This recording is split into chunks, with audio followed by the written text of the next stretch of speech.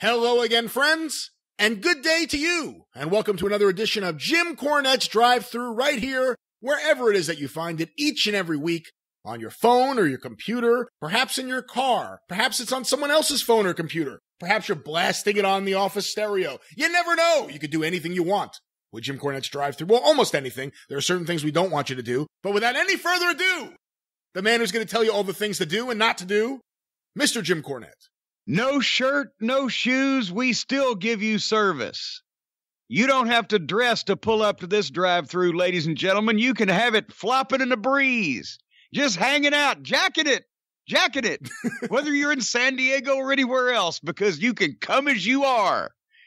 Hopefully you're not coming while we are here, but you can come as you are to Jim Cornette's Drive-Thru with your host, Brian Last, and you can feel comfortable. And you can have knowledge disseminated into and inseminated into you while you're completely comfortable in the privacy of your own home or wherever you consume your internet and pornography.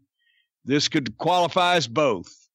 I'm rambling now, and I don't know why. I'll tell you why. I feel like I've been beat by a sack of wet hammers. And so, Brian Last, I'm yours.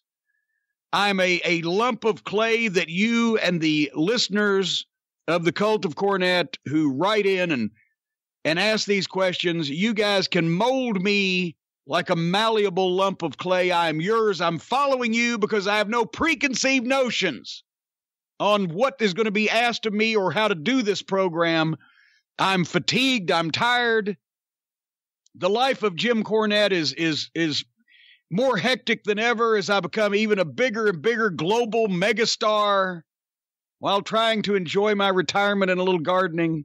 So therefore, I have nothing to say otherwise than to respond to you, the host of this program, Brian Last, the person who will lead it wherever it intends to go, and the listeners, the Cult of Cornette audience, who send these email missives to us every week so that we can talk about famous and classic members of the wrestling fraternity and activities that they have procured therein. So I'm yours. I'm following you. That was a bigger rambling opening than anything I've ever done on this show ever. I just want to point that out. Well, you're not supposed to do rambling openings. Well, what At was least that? mine made. You're not supposed to. Yours is supposed to make sense because you're the host. You're supposed to disseminate the basic information in the intro and welcome the people and make them feel like they are our friends because they are our friends. And then introduce me. But then you come out and you say, oh, hello, everyone. I'm going to half-ass it this week. I'm now going to put all the responsibility on Brian.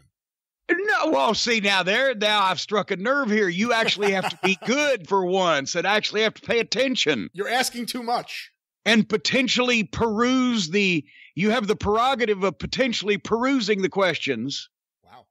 In a proper manner. That's a sentence. Say instead of just half-ass, just pulling one out of your fucking keister every time you get a chance there. Just you need to put forth some effort here today because I'm fatigued, I'm tired. I'm mentally and physically spent and worn and burnt. But that's the problem. You see, I may be the host of this fine program, but you are the star of this program, and people have made this appointment listening. When this show comes out, people run. They immediately want to hear it. When this show comes out, people hope they have an appointment somewhere so they don't have to potentially a root canal. But you have to think of the Cult of Cornette. All these dedicated Cult of Cornette members sit there and they wait for this show, and then you say, I really don't have it this week. To me, that's the grounds for a class action lawsuit. All right. Well, no. Wait a minute. You just brought up one thing that I'd like to clarify right now. You have just placed the blame for this program where it really lies. On trademark.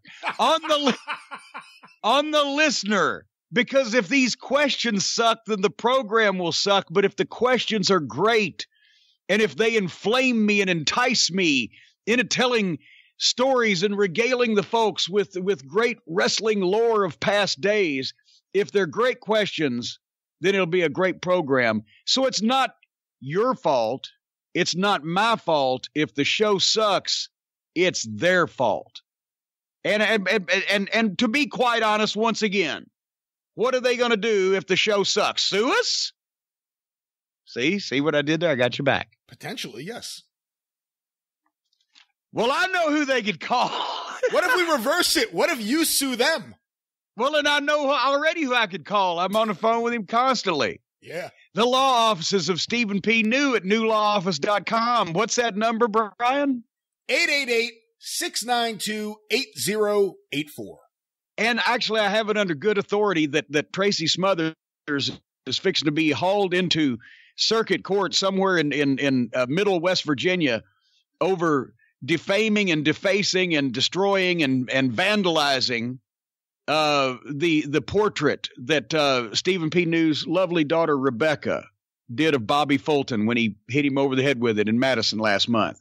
But Stephen P. New, he can take any case, whether it's vandalism of a teenage girl's life's artwork, or whether it's, well, it took her at least 2 or 3 hours. And that's a long time for a young teenage girl, because you haven't, once you hang around this world, it just seems like time lasts forever. But a short period of time to someone who hasn't experienced a lot of time is a longer period of time, except if they're both the same length of time. Keep digging. Then it's all relative. Anyway, speaking of relatives, you don't have to be a relative of Stephen P. New for him to take your case, folks, because if you have been wronged, injured, or screwed over by one of these big corporations and these mega billionaires that stomp on the little guy and then wipe him off like a used rubber on the peep show booth floor of life, then Stephen P. New is for you, whether it's BP, Exxon, Big Pharma, Amazon, Universal, General Motors, or especially the big pharmaceutical companies responsible for the babies born addicted to opioids, whether it's in West Virginia or across the country. If you need to sue, call Stephen P. New. You can get even with Stephen. Have I relayed that information correctly to the fine folks? You have, and I think one of the benefits also is once you win your case, who better to go out with and have a celebratory drink than Stephen? He's a fun guy, isn't he? Stephen is fun, and he's a wrestler. He can talk wrestling all day long. So once he hands you a check for several $1 million, buy him a beer or two and talk some wrestling. That's right, and we're going to talk some wrestling here today on the show, Jim, potentially. We'll see what happens. You never know what these questions will be, but this first one, I got to figure out how to ask you this one. This one was sent in. Oh, God, already? Now you don't know how to. You've been doing this program for what, 2 or 3 years now. You don't know how to ask the first question. This one was sent in to CornyDriveThru@gmail.com from Dennis Burke. I'm going to read you what he wrote first, and then I'm going to read the card. He sent me the image of a card that he's talking about here. I recently came into possession of the wrestling card from March 14th, 1978 at the Louisville Gardens. A memorable date for me because it was my 12th birthday and my father took me to the matches. I wondered for years why I couldn't remember anything about the card, and looking at it now, I think I know why, as most of the matches were entirely forgettable. I enclose a copy for you and just a few questions if you could help. I will read you the card before I read his question. And by the way, if this would almost have to be the same Dennis Burke that is a noted attorney here in Louisville. So we're big with the legal profession here on the program. I'm going to go from opening match, or at least how it's billed on this show, up to the main event.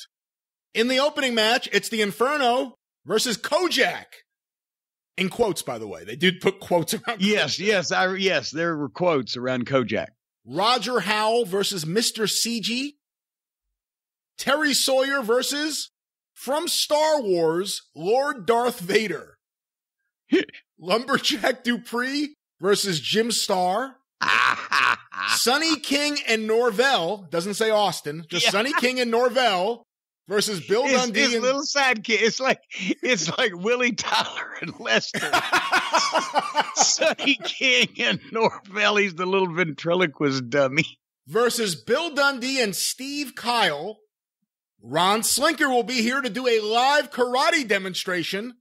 And in the main event, a non-title challenge match, Jerry Lawler versus Joe Laduke.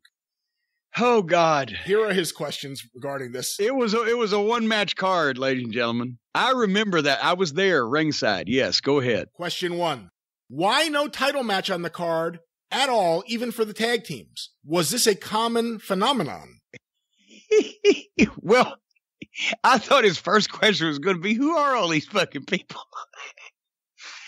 No, I would have to go back and get I do have actually a complete collection of the original Louisville newspaper ads from the Courier-Journal every Sunday, covering the entire, which the basis of Tuesday Night at the Gardens was the years earlier of those.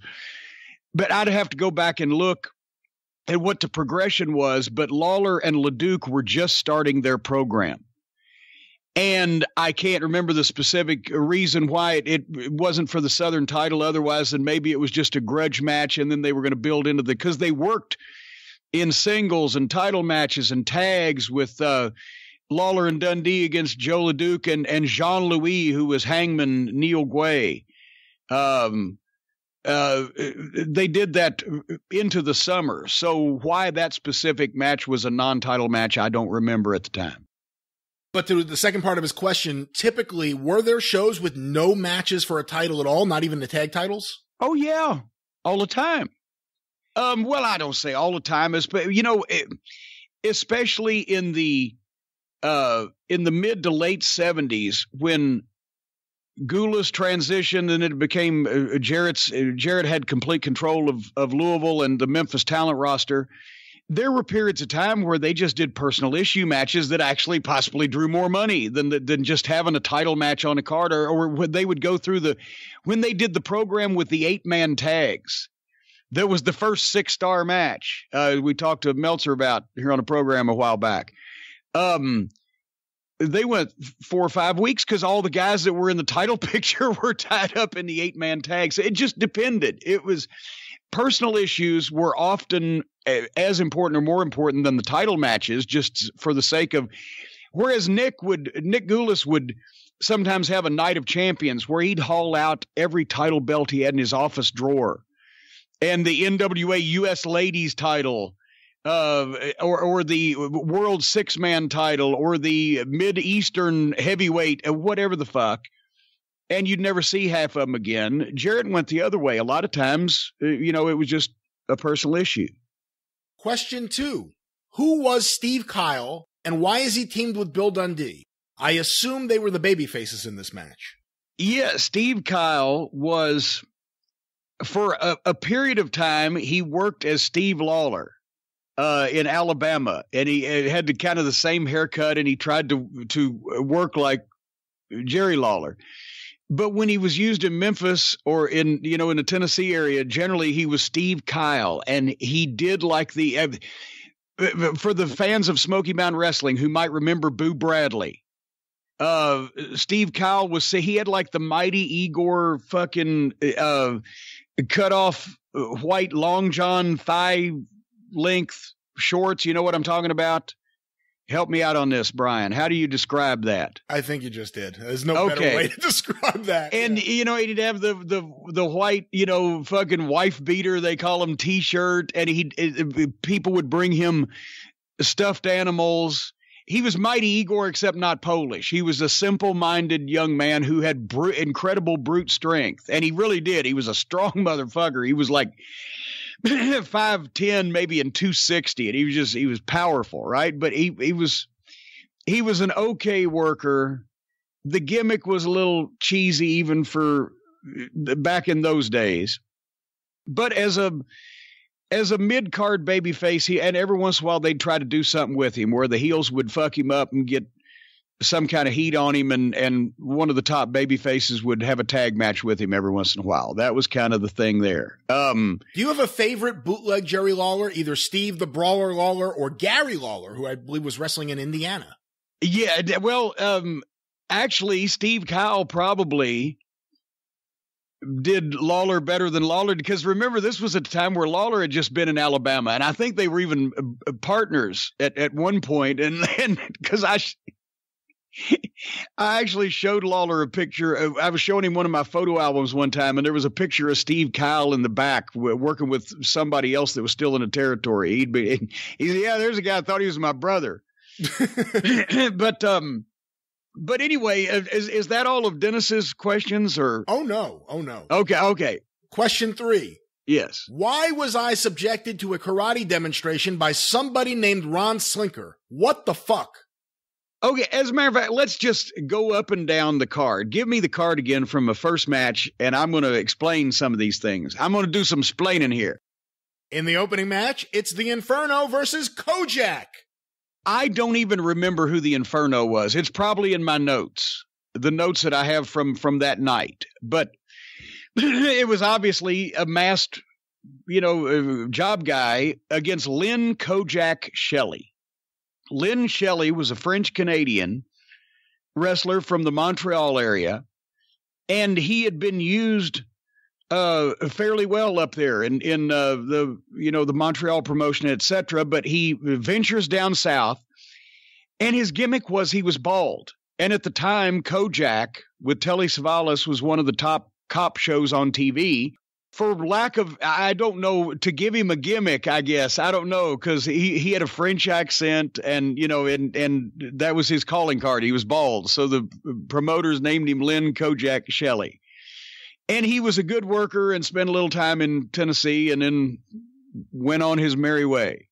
And I don't know that he ever regretted not coming back to Tennessee. Did he come out with a lollipop? Did he say, "Who loves you, baby"? Was there any? No. There was no other Kojak tie-in. It was a French-Canadian guy, but he was bald, so they called him Kojak. Lynn Kojak Shelley. Roger Howell versus Mr. CG. Mr. CG was Pogo. Mr. Pogo? Yeah, Mr. Pogo. Okay. He had been working as they did. They sent one of the Japanese guys over to Tennessee like they had with, Inoki in fucking 65, right? And he never went back either. But he was working for Nick some as Mr. Sigi or Mr. Siki. Then I think he became he might have been the Great Togo for Nick. Scott Teal would know more about this. But that was the guy that later on became Mr. Pogo. Roger Howell was one of the guys, a very early trainee, as I recall, of Buddy Fuller and potentially at Herb Welch's farm when they started churning them out. The same that later on came Danny Davis and Dallas Montgomery and and Danny's really the only one that ever made it. But Roger Howell was this kid from Tennessee that they stretched him and beat him up and trained him a little bit, and he did some farm work, and he worked the Tennessee territory for a little while. The next match, this is the one I'm most fascinated with. Terry Sawyer versus, from Star Wars, Lord Darth Vader.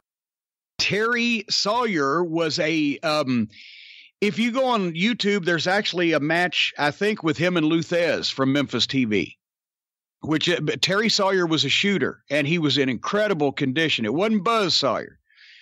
Terry Sawyer. A lot of people make that confusion. They see the clip of him and they hear his voice and they think, "Wow, look, it's Buzz," but it is absolutely not Buzz. It is another jock, amateur wrestler, but he had washboard abs and was a smaller guy, but in fucking great shape. He was a hotshot shooter, but also he had been a pro for a few years. I think he'd worked at the Carolinas. I can't remember wherever else, but he's the one who got with Buddy Fuller, and they even did some angles on TV, which brought Buddy Fuller back into the ring in Memphis in '79 for a match or two. It was cool to see a guy that was, the booker / promoter 30 years before and a legend in the South. Even though he was 30 years older, he was still tougher than anybody on the card. Anyway, Terry Sawyer was the babyface, and Darth Vader from Star Wars, Lord Darth Vader. Yes, proper name. He had he didn't have the goddamn hard type of helmet. Like he had a fucking. It kind of like the dime store Darth Vader outfit. He had a cape and a black outfit and a black mask. And because Lawler had obviously seen Star Wars, Lawler was booking. See, Jarrett had taken over in March of '77 and gotten the company started off. And then I think this was the first time that Lawler had probably tagged in to book. And March was a period of time where they had finished some other shit up. That was right after Lawler had had the big program with Jimmy Valiant, and they had done huge business off of that. But now they were transitioning to Joe Laduke, and they were changing some of the talent in the territory. And this was one of those off weeks. And I don't even know, there may have been a town running that same night, an important town where they had to split the talent up. But anyway, Darth Vader was a guy, as I recall, named Jim Ray, and I don't think he lasted 2 weeks. I know there was one in Detroit. Can you think of other Darth Vaders in the late 70s in wrestling? I'm sure Mexico must have had a few.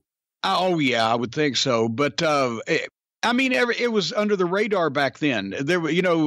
Lawler was a comic book fan, so he had a Spider-Man when old Rooster Cogburn from Memphis was so painfully thin, but he could move around. And the horror movies, we had Dr. Frank and The Mummy and blah, blah, blah. And, you could do that. Who's going to fucking notice in Hollywood that a guy's wrestling as Darth Vader in Louisville at the Gardens? Do you think it ever bothered Jerry Jarrett when he wasn't booking and he still owns the company and Lawler would do stuff like this with Darth Vader or that Spider-Man promo that various people have seen? I think there's even a show that you have Darth Vader, Spider-Man, and the Kisser all on the same show. Yeah, and the Kisser, because Lawler was a Kiss fan, Wayne Ferris, I have pictures, which will go in my upcoming photography book as soon as I produce it, where he's entirely he's got a Kiss bodysuit on. With the V-neck in the front, and he's got the Gene Simmons painted face and his long black hair teased out. And as a rib, because he's been in the business like fucking 4 weeks, right? As a rib, they told him to try to wrestle the whole match with his tongue stuck out.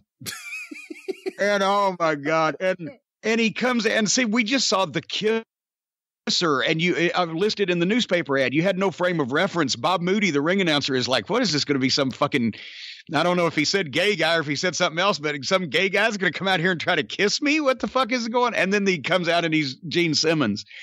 And he tried to wrestle the whole fucking match with his tongue stuck out. And Wayne did have an impressive tongue. But I mean, the length of it, he got it out there, but it wasn't a gimmick that had legs. Anyway. But did it bother Jarrett when Lawler would do that stuff? Well, I don't know, because the thing is, Jarrett, all he cared about was the bottom line. And this stuff, I guess, it came and it went, but in the main events, they were still drawing money. And if they weren't drawing money, then that's when he would take back over and clean things up a little bit.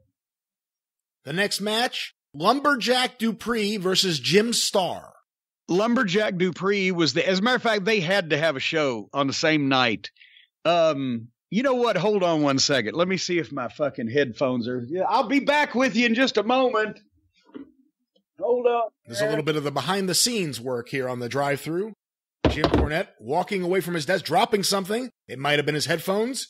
Might have been the actual microphone itself. We really don't know. We assume he is somewhere right now in that giant office of his, searching through his archives for some sort of documentation. Perhaps something about this very card itself. I have some documentation. Ah. What was that? March 14, 1978? Correct. 8 p.m. It's a Tuesday night, of course. Tickets, $4, $3.50, $3, and children under 5, only $2. Okay, well, goddamn, I tell you what, they didn't run the same night as Memphis. It was a Tuesday night, but I'll tell you the Memphis card in a minute. So anyway, Lumberjack Dupree was the West Virginia state heavyweight champion for whatever outlaw group was running over there at the time. And I remember because he brought his belt and wore it to the ring, because that probably the Louisville Gardens was one of the bigger arenas he'd been in his time. And who was he working? Jim Starr. Jim Starr, the unmasked intern, Jungle Jim Starr. And he was an older guy by this point, right? But he could still do the fucking the intern bumps that he used to do. But yeah, Jungle Jim Starr was one of the unmasked interns, and the other one was Tom Andrews. And that match was colder than a banker's heart. To go back to one of Dennis's questions, I think he did ask, did Lumberjack Dupree have any affiliation with Joe Laduke? No, none whatsoever. As a matter of fact, when Laduke saw him walk in, he probably wouldn't take the axe to him. We kind of discussed already Sonny King and Norvell versus Bill Dundee and Steve Kyle, so there's 2 things left on this show. Ron Slinker will be here to do a live karate demonstration. Ron Slinker was a guy he was from Florida, and he was apparently legitimately some type of karate expert of some description, or at least had some karate background or something where he had competed in some tournaments, whatever. The point is, he had a few pictures and a little video of him doing the karate thing. So that was what they were banking on. And they were bringing him in to do a fucking angle with Lawler, where it would be karate versus wrestling and blah, blah, blah. And so he was going to be a heel. But at the same time, you know, he came in and the demonstration was like he broke a couple of boards. And I remember he kicked a bamboo of what we now call kendo sticks, but he was kicking one of those and blah, blah, blah, and doing some shit. It wasn't Bruce Lee. Let me put it that way. It wasn't as impressive as I think they thought it might be. I remember it got over to a tepid reaction in the Gardens. He didn't really have a good look, Ron Slinker. Well, no, because he didn't really have a physique, and he was older. He had the fucking 70s porn mustache and kind of a comb over because he was older at that point. He actually, I believe he's Phineas Godwin's stepfather. Get out of here. Wow. I believe he is. Yes. But anyway, so I'm not trying to knock the guy. He was a nice guy, but it didn't get over that well. And of course, the main event, non-title challenge match, Jerry Lawler versus Joe Laduke. Well, and there you go. And that's the only thing that saved the show. And that's when, like I said, they were just starting their program. And he was finishing up with Jimmy Valiant. And, you know, Lawler and Laduke, a lot of people don't remember that 78 was not a great year at the box office because Jarrett had just established his company in 77. And Lawler and Valiant did some really good houses. And then 78, there were still between 5,000 and 8,000 people in the Mid-South Coliseum, you know, every Monday night, but they didn't do sellouts in 78, even with Laduke, which everybody remembers, possibly because they went through a lot of this where some of the fucking talent underneath it was sometimes 1 and 2 match cards. Let me read you this from March 13th, the night before in the Mid-South Coliseum.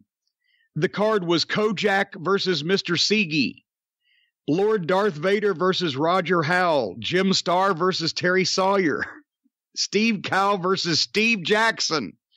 That was another trainee that they had. Joe Laduke versus Don Kernodle, a karate demonstration by Ron Slinker, and then Jerry Lawler and Bill Dundee, the Southern Tag Team Champions, versus Sonny King and Norvell Austin.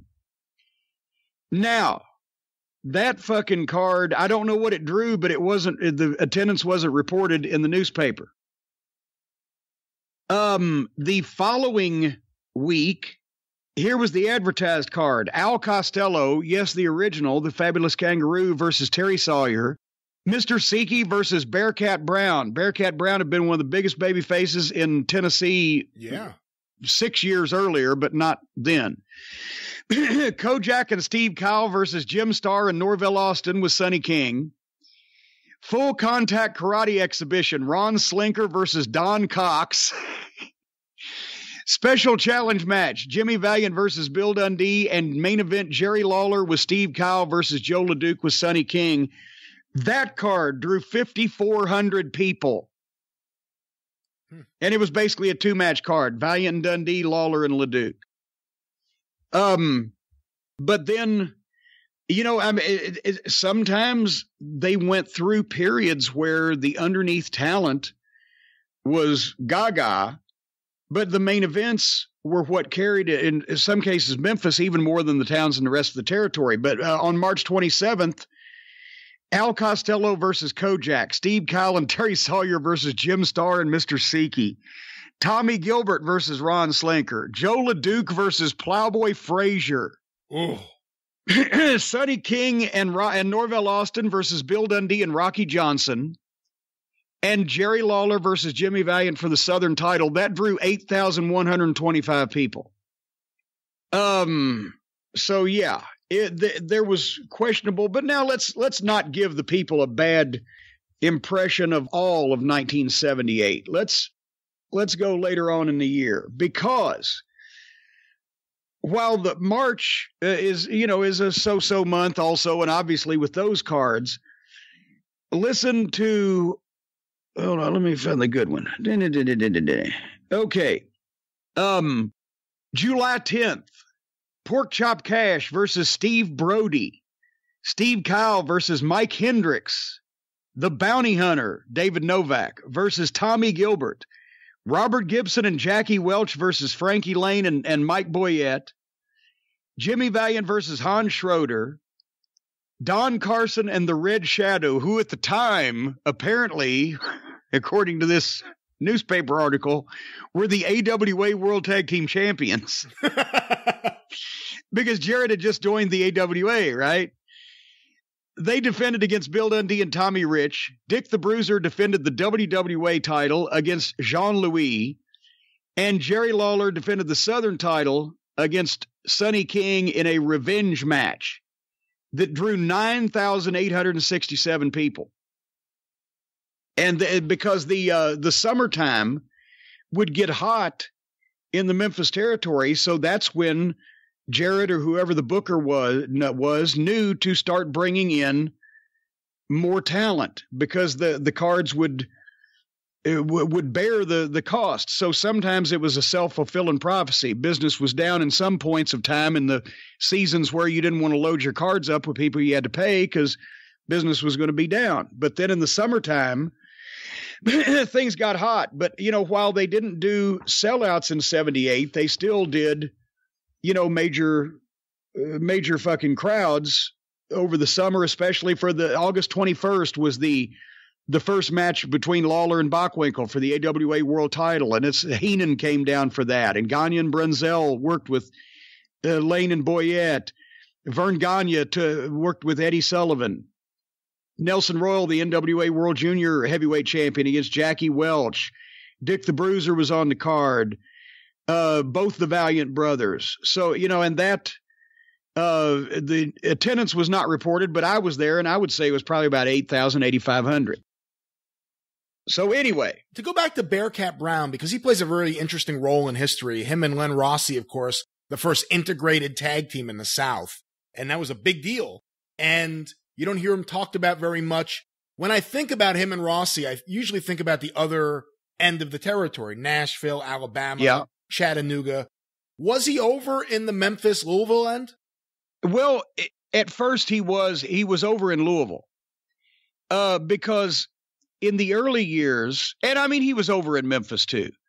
But in the early years, a lot of the Nashville and the Birmingham end, as they used to call it, talent that Goldust used on his traditional circuits came to Louisville even more often than they came to Memphis, because while Monday night was a big night for that end in Birmingham, and so guys who worked Birmingham regularly couldn't make Memphis or vice versa because they were both on Monday nights, Tuesday wasn't a big show night for Goldust. So it would be a spot show or whatever, but more guys were free. And Len Rossi and Bearcat Brown, they worked the program with the interns all over the territory and drew big crowds everywhere, but especially because Len Rossi was more over as an individual in Goldust's traditional part of the territory because he'd been there since the 50s. And he'd been portrayed as the top babyface as a single, and he'd been the booker on a number of occasions. So when he teams up with Bearcat Brown, the hottest that they got was in Birmingham and Huntsville and Nashville and Chattanooga, because Len was already over. Then they did the real hot angles where they painted Bearcat Brown white on television and sold out Birmingham like 6 weeks in a row because people were like, fuck, this is fucking heat. In 1969, this shit was going on, right?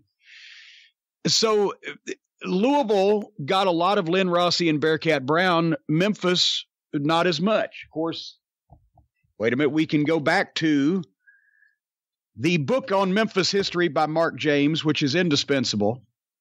You know, they still, obviously, they worked the Memphis itself, Rossi and Bearcat, but they didn't have as dominant a run because Tojo Yamamoto and Jerry Jarrett were one of the top babyface tag teams. It worked with the Von Brauners and the interns and blah, blah, blah.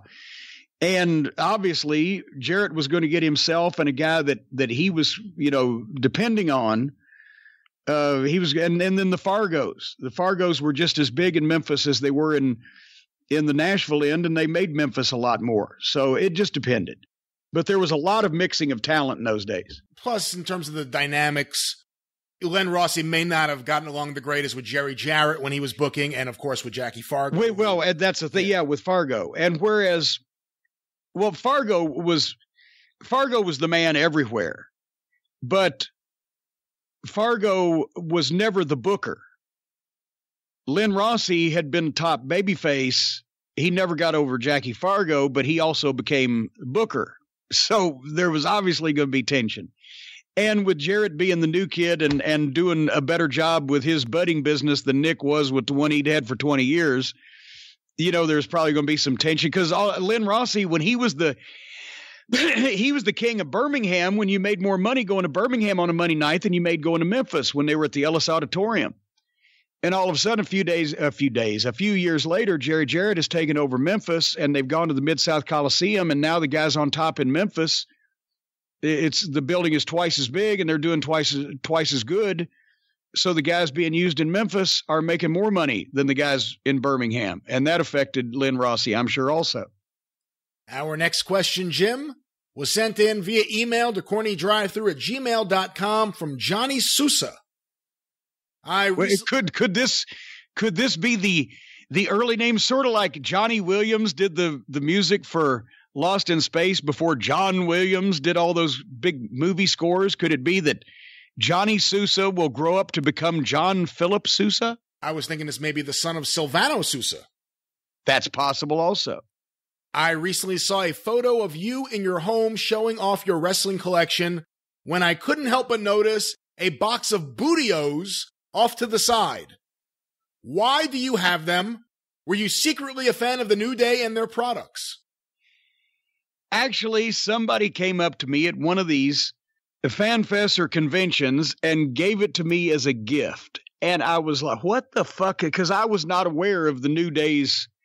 I didn't know the thing about that they had cereal, and then I didn't understand what the pancakes were all about. So I said they made cereal for these guys, and it's just so preposterous a thing to have sitting there alongside like Dr. Tom's loaded boot gimmick and a bag of powder that was once thrown by Bobby Heenan that I just kept it. All right. Our next question, Jim, was sent in on Twitter using the hashtag CornyDriveThru from Jason Amling. After hearing so much about the Montreal screw job, or double cross, I read about Wendy Richter's trademark. I read about Wendy Richter's apparent screw job in 1985, losing to, quote, the Spider. I think it was actually the Spider Lady. Spider Lady. A masked fabulous Moolah. Does Jim have any inside knowledge of this original screw job he can share? Well, only the story as it's come out over the last 35 years or whatever that pretty much everybody knows.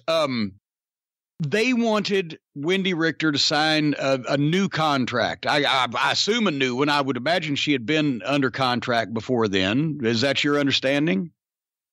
Yes, they made sure before WrestleMania 1 that every single person on that show was signed to a contract, to the point where they actually had an issue getting Piper to finally sign. It was like right before WrestleMania. He refused, and then they finally said, you're not going to be on the show unless you sign, and he signed. But anyway, there was some type of contract that they wanted Wendy to sign. There was the thought that she fit perfect in the spot because, let's face it, there were not that many attractive lady wrestlers in those days, especially that had been trained by Moolah. Very, good wrestlers, but not the pinup looks. Wendy had the young look that fit with Cyndi Lauper, which got that whole thing going. But then there was also the thought maybe she wasn't as over as, because it wasn't like Wendy Richter was drawing crowds equivalent to Hulk Hogan, which is what they originally thought, right? They'd get a guy and they'd get a girl that would be equally as over. Yeah. But they wanted her to sign some new deal, and she didn't want to do it because she maybe at that time, some people said, thought that she was over a little bit more than she was. And who's for me to say, because I wasn't there. I've heard all sides. Anyway, apparently, because she wouldn't sign the contract, they came up with a deal. And I can see Vince and Moolah sitting in the office somewhere, and Moolah going, well, then she doesn't have any respect, doesn't have any respect, darling. I can't do Moolah's, Southern Blossom Magnolia accent, and I can see Vince saying, well, back in the old days, and then somehow or another, they dressed Moolah up. Who was Spider Lady? Was that Judy Martin or? I forget who it was, but that was always one of the confusing parts of the story, that Wendy Richter claimed for years that she didn't know it was Moolah in there. And it's like, how do you not know that's Moolah in the ring during that match? I think Wendy was trying to adapt the story to best fit the way that it maybe made her not look quite so gullible. Let's just put it that way. Because what she did, you had to know it was Moolah, but some way or another, I guarantee you that this is probably what happened, and the only people probably know are Vince and Moolah, and Wendy knows part of it. She doesn't know how it got set up, but Moolah comes in the ring instead of whoever had been the Spider Lady. Moolah comes in the ring dressed as Spider Lady, and Wendy's like, what the fuck? And who knows whether Moolah locked up with her and whispered, say, oh, so-and-so's sick, so I'm just going to get through this match, or whatever the fuck. But it wasn't a shoot. It wasn't a shoot. You see the fucking match, they're working, just not, it ain't great, but they're not shooting, right? But then at some point, Moolah's master plan was that, this salty old woman, she's almost fucking 60 at this point. But she still was convinced, and had somehow probably convinced Vince, that she could cinch up on a small package with Wendy and just beat her for the belt because God damn it, she won't sign this contract. Because correct me if I'm wrong, but the first thing that looks really out of fucking place is the small package. Otherwise, than some sloppy work by a 60-year-old woman. And Wendy wasn't Chigusa Nagayo, but she's all right. Anyway, I guarantee you then that once that Moolah cinches up, Wendy tries to kick out and does anyway, because she doesn't think that's the finish. And apparently Moolah didn't have the grip she had once. Now, when she was 30, Moolah could have probably done this. She could have pulled this off, but she's 60, right? And Wendy was taller. So on a small package, she's got them long legs. She's got the leverage. The referee was in on it, so he counted 3 anyway. And I watched it here not long ago, and I can't go over every little detail, but we ought to watch it sometime and just do commentary on it like we've done sometimes on some other stuff. But basically, Wendy gets up like, what the fuck? And she wants to keep going, and she's kind of half working, but she's also pissed. And Moolah's just like, get away from me, trying to parade. And so Wendy goes, well, I'll take her mask off, because what else? I don't know what the fuck she's thinking. I'll take her mask off. So she does. But Moolah doesn't care, because she'd rather not have the mask on anyway, because she wants everybody to know she won. And it's never a shoot. They're just kind of half-assed. It's awkward from Moolah don't even want to bail out of the ring and get the fuck out of there. She wants to parade around with the heat. Wendy is confused and doesn't know exactly how she's been fucked, but she knows she's been fucked. And let's face it, Wendy was not that smart to the wrestling business. She'd only been in it like fucking 2 or 3 years at that point. And she didn't know what, I guarantee you she'd never read The Fall Guys. So she didn't know what was going on at this point. And it's obvious everybody's confused. So it just looked like shit. And the people could tell something was up, but they didn't really know what the fuck. It was just awkward as hell. I just saw a match someone sent me. Marty Funk's been in the news. We talked about it on the 605 Superpodcast. I haven't heard a thing about it. Well, someone said, what did you think of her as a worker? And I was like, what? When did Marty wrestle? Said that. What? Someone sent me a video. I may have to send it to you. It's from Puerto Rico. It's Dory and Marty versus Carlos Colon and the Fabulous Moolah. Oh my God, I need that also in my life. And if you ever wanted to find someone to make Moolah into the babyface, put her in there with Marty Funk. But you've never seen Moolah get babyface pops like she does when she's banging on Marty Funk in this match. You got to see it. I forward that on over to me. Our next question, Jim, double crosses are in the news. This next question was sent in to CornyDriveThru@gmail.com from Rich in Philadelphia. On May 17th, 1963, Bruno Sammartino defeated Nature Boy Buddy Rogers in Madison Square Garden to win the WWF title. The match lasted only 48 seconds. The story was that Rogers had suffered a heart attack previously, and the match was set up to swap the title quickly. However, I had seen a shoot interview with Bruno where he said that Rogers did not know he was going to lose the title until they entered the ring, and Bruno hooked him up in a backbreaker. I know that there was bad blood between Rogers and most other folks, but wanted to see if you thought Bruno was right and that Rogers was a victim of a screwjob finish. Also, what do you think is the likelihood that Vince took your idea of the Montreal finish and sold it to Brett as a way of screwing Shawn? The fact that Brett talked to Hebner prior to the match about the possibility of a screwjob finish raises all sorts of suspicions. Well, no. First of all, no. Please, no. Don't be one of those people. No, Brett came from a wrestling family and knew what the fuck was going on. The first thing he would do in a situation like that would be talk to the referee, which is much what I did when I was a fucking rookie in Memphis, and it was the Fabs versus Duke Myers and Bobby Eaton. And if Duke and Bobby lost, my head would get shaved. And the Fabs were not above ribbing people in stiff manner in those days. So I went to the referee and also my boys and said, hey, guys, make sure you kick out on 1.5 just in case, and et cetera. No, that's the first thing he'd think of was to go to the referee for obvious reasons. And obvious reasons. Bruno and Buddy. But Bruno... I would feel even more awkward about saying this if Bruno was still alive, but since he's not, no, Bruno was kayfabing. Bruno, he didn't like Buddy Rogers, and I'm sure he enjoyed telling that story, but Bruno, later than most all of us, protected the business, and especially his participation in it. But no, that wasn't a double cross. I've heard several reasons why it came about.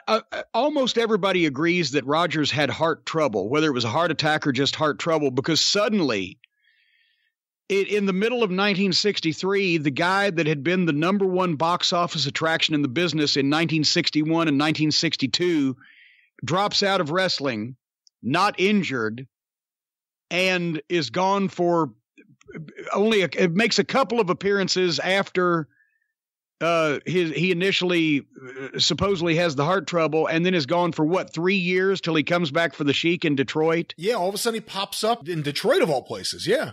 Yeah, well, but at the time Detroit was so hot. It was, the economy in Detroit was one of the hottest cities in the country, and also Sheik being an old, compatriot of his, he probably, let me see if I can get back into the swing of things and do this again. And maybe for whatever reason, the doctor told him no. Because then he was gone for, what was it? Was it 10 years? Did he not pop up till the late 70s in the Carolinas again? Carolinas, and then he went to Florida where he booked for a brief time. Yeah, and the late 70s, I think, he at that point in his age, he still looked cosmetically in such good shape, and maybe it had no issues, and he just wanted to do it again. The original Nature Boy got a wild hair up his ass, but that didn't last that long. And then he was a manager and blah, blah, blah. But point being, unless he had some health issue, there is no way that Buddy Rogers would have quit the bit. It's not even like John Cena quitting now. There's no comparison now. The biggest draw, Brock Lesnar quitting. Imagine that. He could fucking not show up 3 days a year and he'd quit. It would be Flair quitting after 86. It would be like that. Yeah. Ric Flair in 1986 suddenly quits for no reason. And so I've also heard that maybe because he had been in the hospital and he was under doctor's care, that they said it has to be a short match, which is why they did it like that. I've heard people say that Buddy Rogers was in favor of Bruno doing it like that because if he beat him that quick, people would think it was a fluke. And that way he'd still be strong for if he could come back or whatever, which had the opposite effect. It got Bruno over like $1 million. But no, there was something obviously wrong with Rogers for him to get out of the wrestling business right then and right there and not go to fucking jail. He didn't go to jail. So I think that would making as much money as he was and in a spot like that, I can't see how you could have drug him out of the business unless he had to at that point. And then in the early 80s, after Bruno retires, or, his first retirement, he wishes it was his only retirement, I think. Yeah, but after that retirement, he fell out with Vince McMahon Sr. because he felt like he was owed a ton of money going back to the 70s that they never paid him based on that amazing deal he had. They brought Buddy Rogers back. All of a sudden, Buddy Rogers is back on WWF television. And then he slips backstage in the fall of 83 and falls, sues, I believe, Madison Square Garden and the WWF. And he's gone and Bruno's back the next year, settling his lawsuit. Buddy fell in the garden, just like John fell in Baltimore. Well, there you go. But John didn't sue and Buddy did. If John needs to sue, call Stephen Pinu. But let's get our next question here, Jim. This was sent in on Twitter using the hashtag CornyDriveThru from Jared J. Smith. In your opinion, who could have done the $1 Million Man gimmick better than Ted DiBiase? Tully Blanchard, Gino Hernandez, or Ric Flair? Oh, God, no. Take Flair out of the equation because he had elements of the $1 Million Man in himself, but he needed to be what Ric Flair needed to be what Ric Flair was. Tully could have done it quite well, except I think Tully and Gino were kind of opposite sides of the same coin. Gino was as flamboyant as Tully was just, I don't want to say bland. That would be the opposite of flamboyant, but Tully was down realistic and just a grumpy, guy in a fucking jacket, whereas Gino is up and he's flamboyant all over the place. DiBiase really combined at some point both of those elements. So I could see either Tully or Gino, but ultimately I think Tully was better being Tully and Gino was probably better being Gino. And Ted, since Ted really had been a babyface most all of his career and didn't really have a strong identifying personality until he came out of his shell and became the heel and then the $1 Million Man, I think it fit him better because he grew into it. Jim, we've received several questions about this, so I'll read one of them. Oh, good Lord. This was sent in to CornyDriveThru at gmail.com from Michael Miller. I'm sure you've gotten a few emails about this, and we have. Lars Sullivan has, over the course of a few years, been running his rod hole on various forums. What it comes down to is him being a racist and a sexist piece of shit, and possibly a straight-up neo-Nazi. He then put a link here to some of the things that he has said. Have you been following this? A lot of people have been talking about it. To be honest, I saw a headline on PW Insider. Lars Anderson apologizes or Lars, what's his name? Lars Sullivan. Well, see, that's how closely I've been following him. I have never seen this guy wrestle to my knowledge. He didn't stand out with me if one of these shows that I've reviewed or whatever the fuck. But I saw a sign that says Lars Sullivan apologizes for racist or sexist comment or whatever the fuck. Apologizes for comments. And I clicked on the article to see that he had apologized for some of these things. And I didn't care enough about him to find out what it was he was apologizing for because I was in a hurry. So I really don't know what the fuck. What's this guy's deal? Well, hold on. I'll click this link and I'll read you verbatim what he said just so I don't mess anything up. This link, it says a comprehensive list of Lars Sullivan. All right, let's see. According to Lars Sullivan, wow, some blacks want to take advantage of their great-grandparents' misfortunes, and they want a piece of the pity pie. Instead of taking some personal responsibility, they chose to attack the white man and say we must take care of them financially. That's a hell of a one to start with. That's a good way to open up the program, ladies and gentlemen. When immigrants particularly of the illegal persuasion coming from our neighbors down south, hear that we are the land of the free, to them that means they get free stuff. There is a clear political divide amongst the races. The Democrats essentially bribing minorities for votes is the root of the problem. So this guy is basically your complete Fox News, Trumpanzee, white nationalist. Listen to this ignorant asshole. If we're going off scientific facts, obviously, whether Hispanic or black women, who pops out the most babies at the youngest age? What? Hispanics, followed by blacks. Why do 50% of black women have STDs? What? How are they going to employ this fucking guy? Where the fuck did that statistic come from? And then there's some of them that don't even have the quote. It just has like the actual topic. Here's Lars Sullivan on the gray area of rape.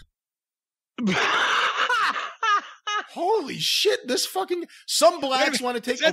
Can you really joke about rape? Well, imagine Porky Pig raping Donald or whatever the fuck that joke. Holy shit. What? When was this? How did he think he was going to get away with this? He's fairly easy to find and identify. When did he say this?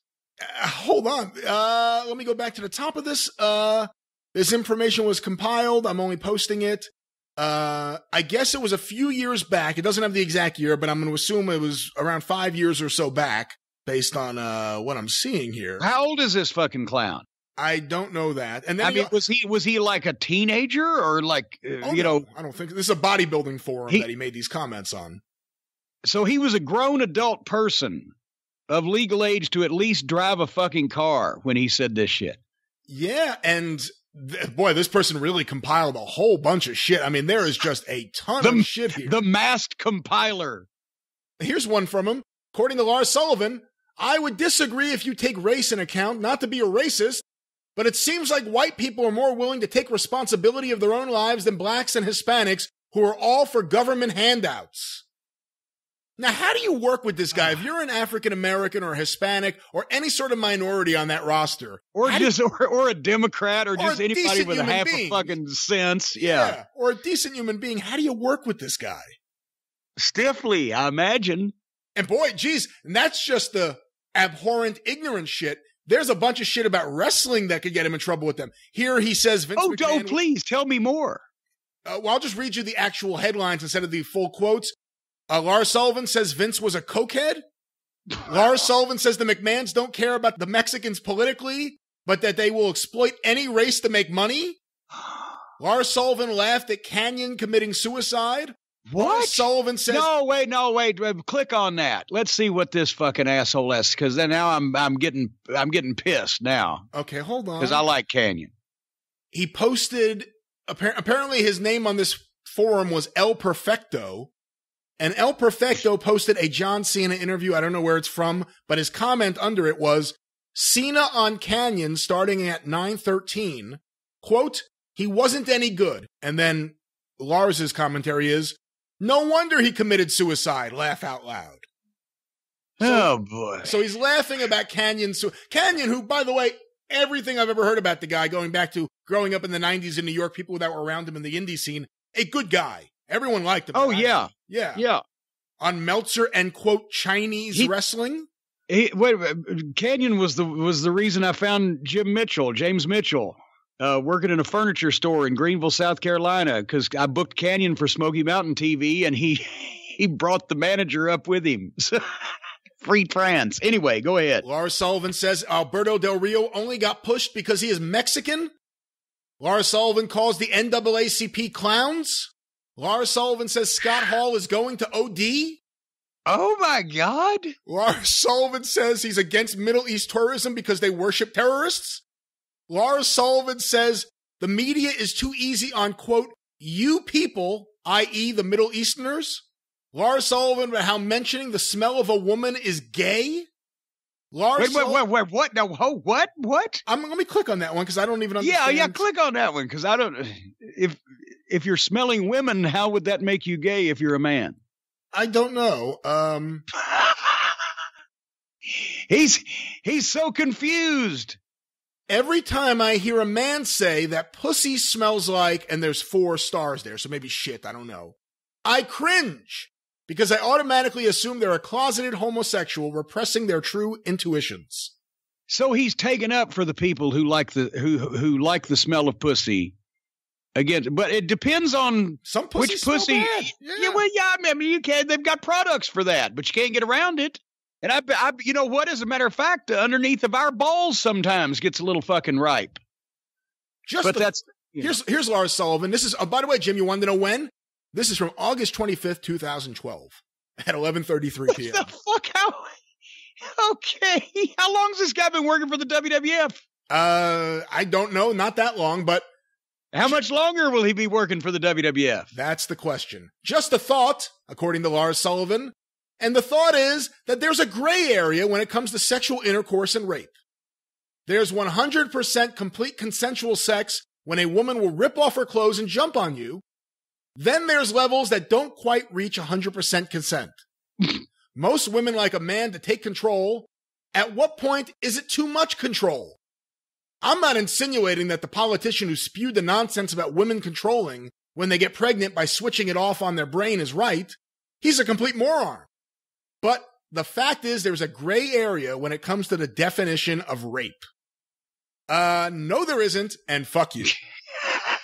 Jesus Christ. How do you employ this ignorant asshole? By the way, ladies and gentlemen, this young man is not related to Kevin Sullivan. No. Or Lars Anderson. We must make that very clear. Let's get one more here from Lars. Oh, good God. I'm trying to see if this is him or if it's a different one down here. Unless he was under a different name here. Wouldn't you be changing your name on a regular basis if you were saying all this shit? You know, I don't know for sure which one of these is him, allegedly, so I'm not going to read this one, but there is just a plethora of... I was going to use that word, plethora. Lars Sullivan says the last dump he took is more important to him than Israel. Okay, so there's a little anti-Semitism to throw into the mix. Well, wait a minute. If he's mad at the Arabs and or the Muslims, then doesn't that mean you have to be on the side of the Israelis? You would think. It doesn't seem or like he's on anyone's side. He's not really happy with anybody, is he? No. This is just blanket ignorance from Lars Sullivan. And wow, let's see how much longer he's employed. Jesus Christ. What an asshole. Well, he can go down and chop wood on Buddy Fuller's farm and get stretched by Terry Sawyer and start over again. That might adjust his attitude a little bit. Oof, well, I'll tell you. Let's get another question in here, Jim. Something a little better than that. Yes. Nothing against the question, but what a piece of shit. This next question was sent in via Twitter to hashtag CornyDriveThru from Stu Allen. Adrian Street said of Jerry Lawler, if he was hung for being a wrestler, he'd die innocent. Do you think that there's a difference between a great wrestler and a great worker?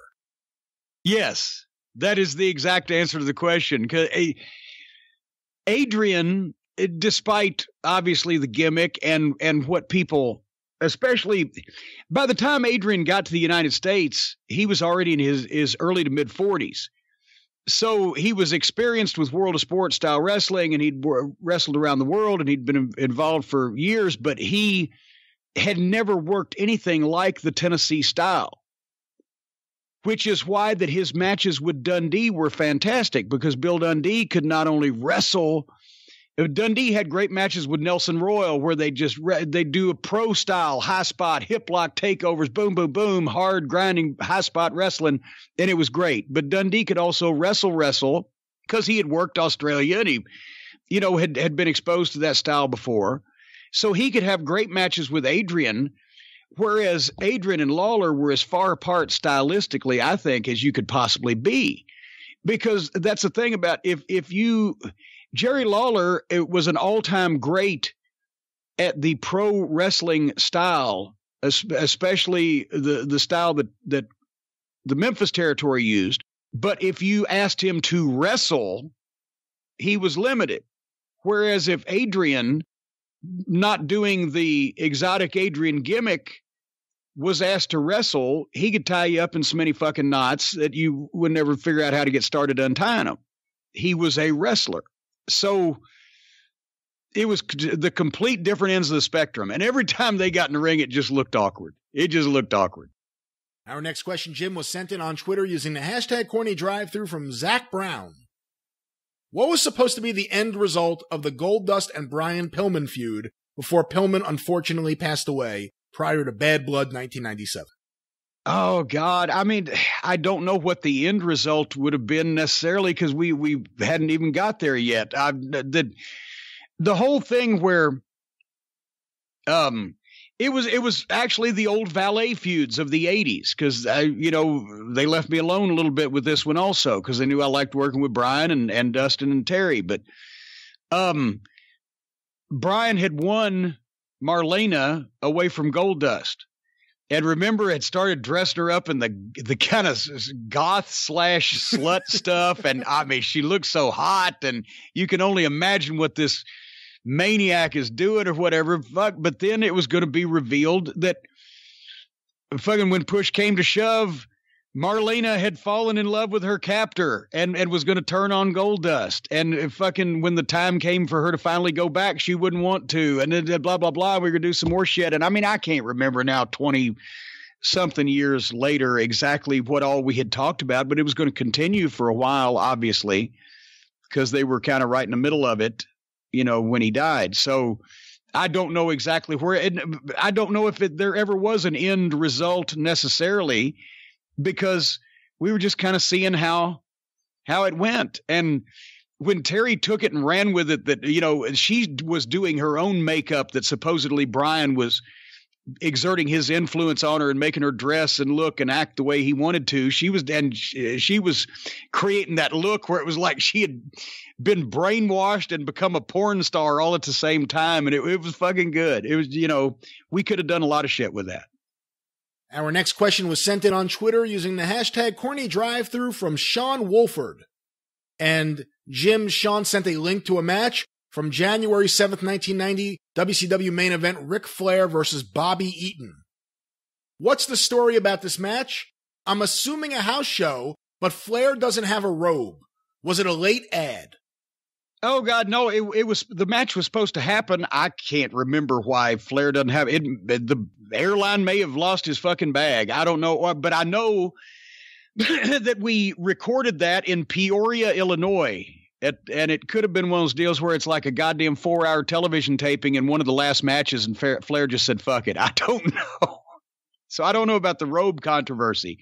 But the match, Flair had wrestled Bobby. I can't even remember where the first one was, but Flair wanted to wrestle Bobby Eaton. They'd never had a singles match. And Flair was the booker, so he was going to get what he wanted. And he wanted to put it on the main event for the NWA title so that they could have a great match. Ric Flair recognized Bobby's talent and wanted to work with him. So they had a match, and of course, Jim Herd just fucking savaged it. Why did they drop Bobby Eaton in out of a helicopter? Why does he get an NWA title match all of a sudden? Of course, when the ratings came out, it was a big hit. It was like the highest rated Sunday night show that they'd aired in a couple of years at that point. All the information and the numbers are in the Midnight Express book, but I don't have it in front of me. But Herd complained and griped. And Flair did not want to beat Bobby. We did a DQ because Flair said, there's no reason to beat Bobby because he wanted us strong in the Midnight Express. He should have gone over and we were willing to put him over, but he didn't want to do that. Flair was often too giving. And Herd went crazy about it. And Flair can't even beat Bobby Eaton. So we brought it back in a rematch in which I believe that's the match that he's talking about. They have another great match for the NWA title. And finally, I think the referee gets knocked down and I try to interfere, but fucking Flair jerks me in, takes my racket, knocks out fucking Bobby, knocks out Stan, who tries to get in, knocks me out of the ring, and pins Bobby 1, 2, 3. So he beats all three of us, right? Just to make sure that Herd would get his satisfaction that Ric Flair couldn't beat anybody. And then the ratings came in, and it was the highest rated Sunday night main event show since the 3 weeks beforehand when Flair wrestled Bobby the first time. And Herd still griped about it because it doesn't make sense. But that was that match. Our next question, our second to last question here this week on the Drive. Wait a minute. How many? I thought you said that a minute ago. Did I? I thought if I had no more questions, I'd be free to go. All right, we're almost done. These shouldn't be too much longer. This next one was sent in via email to CornyDriveThru@gmail.com from Duke Holyrood in Scotland. I've been working my way through Smoky Mountain Wrestling on YouTube. I'm up to October 1993 at the moment. My question is, who was the interviewer with the mullet, glasses, and porn star mustache that Brian Lee always calls Fat Boy? Do you remember much about him? Also, P.S., will you be writing a book about Smoky Mountain Wrestling? Yes, I will one of these days when people leave me alone to enjoy my retirement. That was Brian Matthews. And his real name, that was a gimmick name. He actually had wrestled a couple of times, or a few times, or I don't know how many times. He had wrestled on local independents up in the Virginia area, right? But he was a radio DJ at that point. At a small town radio station up there, and we just ran it. We needed somebody to do our stand-up interviews at the time, and his real name was Scott Spangler, and a lot of people knew him by that name. He'd used that on the radio also, but unfortunately, he passed away a few years ago, and I hadn't talked to him in about 20 years, not because there was any heat, just we lost track of each other, and he called me. Got my number and called me about the time that Buddy Landell had passed away. And, we caught up a little bit, and I guess it wasn't 6 months later, I heard that he had died. He was up, his weight had ballooned out of control, and he had health issues, and he passed away. So, but Brian did have one of those looks for the camera where it was like he never fully looked like he was comfortable. He sort of looked like he was, instead of doing the local promos, he was making hostage videos. I love the nickname you gave him, Melonhead. Well, he did have an unnaturally large cranium. It was very big. It was almost so big. If the rest of his body hadn't been that big, it would have caused him to walk tipped over, I'm afraid. But he had the base for it. But Brian Matthews was a good guy, and he did a bunch of our stuff for about a year and a half there. Then I think the reason why he left was he moved to get a job at a different radio station or something. And that's when Tommy Noe came on board. That's when Tommy Noe came on board, I believe. I got to ask you a follow-up here. Buddy Landell. The name Landell, because obviously that's not Buddy's real name. Right. And I just had Jimmy Golden on the Super Studcast with Ron. For anyone who wants to check it out, patreon.com/studcast. Part 1 is 90 minutes of just the Welch cousins, Ron and Jimmy going back and forth. And before you know it, and this seems to happen a lot when you hear from any of these old Southeastern guys, they start telling stories about Terry Landell years ago in the 70s. Jimmy Golden says he went to the state fair and he wore a disguise because everyone recognized the wrestlers. He wore a black wig and he wanted to check out the fair. And he said there was Terry Landell yelling for everyone, "There's Jimmy Golden! There's Jimmy Golden!" And he had to leave. And I've heard other stories from Les Thatcher and other people. We don't know about your run-ins with him. And of course you tried to kill him. But he was around back then. Is that where Buddy got the name Landell? No, because that's not Terry Landell's real name either. Okay. Terry Landell took that name when he graduated stages of his life from being an obnoxious asshole prick of a teenager to an obnoxious asshole prick of an adult, and fancied actually getting in the wrestling business instead of just hanging on to it, sucking on it like the teat of a fucking jackal in the desert. He idolized Buddy Landell because Buddy had already gotten into business and taken that name. And from Knoxville. From Knoxville. He's from Knoxville. He was a hometown boy that made good. And Terry Landell fancied that if he acted like Buddy Landell's little brother, that he'd get in wrestling and he'd get some pussy, or he'd get some women to pay attention to him, or he'd be able to con somebody out of some money or do something, because he was basically just a fucking no account troublemaking fucking jack off that hung around Knoxville. So he took the name Terry Landell to get into wrestling because of Buddy. All right. And Buddy was honestly not above separating some fucking goofy sucker from his money, which is why that he tolerated him on a variety of occasions. Jim, our final question this week here on the show was sent in to CornyDriveThru@gmail.com from Joe in Boston. After hearing Jim joke on episode 94 about WWF job promotions in title only, which led to congratulations in the lunchroom, I'm curious if Jim has any stories about Titan Tower co-workers approaching him in the lunchroom or anywhere else in the office to talk about the business as fans. No, not really. No. Sometimes at the studio, when you'd be talking to some of the production people or whatever, they would mention that, so-and-so's interview was great or so-and-so's match was great or whatever, or be praising somebody. But just generically talking old-time wrestling as fans, only the boys. Only me and the other boys, or maybe me and JR, but not anybody really in the office. Maybe a guy like Dave Sahadi, when Dave Sahadi was there, we could talk about, because Dave's father was Lou Sahadi, who wrote for Wrestling World in the 60s.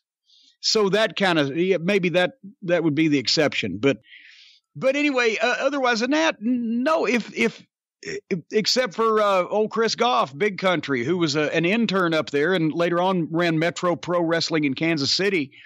He was there for a short period of time. He was one of the interns, and he was not like Jungle Jim Starr and Tom Andrews interns, but one of the production interns. And he was a fan, but it was discouraged for anybody that was a fan. If they found out, it may have been a reason why they wouldn't hire you, but it was discouraged for them to talk to the talent like fans because they didn't want to seem unprofessional. But a lot of people, their first impression of wrestling was, when they got the jobs to work there in the studio or the office or whatever. And that's why so many of them believed, the WWE version of wrestling history, because they'd been told that when they came to work there and they didn't realize that there was more to the story. Well, with that, the Drive-Thru. There's no more to the story. There is absolutely no more to this story. I think we deserve that this week. But as we wrap things up, we want to remind you can follow Jim on Twitter @TheJimCornette. You can follow me on Twitter @GreatBrianLast. You can hear me on the 605 Superpodcast at 605pod.com, or available wherever it is that you find your very favorite podcast. Of course, we want to remind you that the Jim Cornette Experience debuts each and every Thursday, but you can listen to it anytime you want, wherever you find your favorite podcast. And full episodes of The Experience and the Drive-Thru are available right now exclusively at tinyurl.com/official Corny YouTube, the official Jim Cornette YouTube page, with exclusive Travis Heckel artwork that you really have to see. Or you could just go to YouTube and search for Jim Cornette, and that will come up. And of course, don't forget the Jim Cornette Classic Audio Archive on the Arcadian Vanguard video page. Check that out as well. While you're checking out Jim Cornette related items, don't forget Cornette's Collectibles at JimCornette.com. You've heard all about the autograph photos, the DVDs, the burger towels, the restraining orders. But let's talk a little bit today about t-shirts, because Jim, as this show airs, a new t-shirt is available.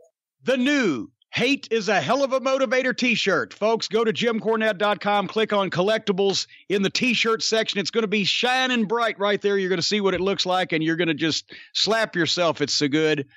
And $5 off every shirt sold goes to the WHAS Crusade for Children. It's our way of giving back to people who have motivated me to be my best and do my best.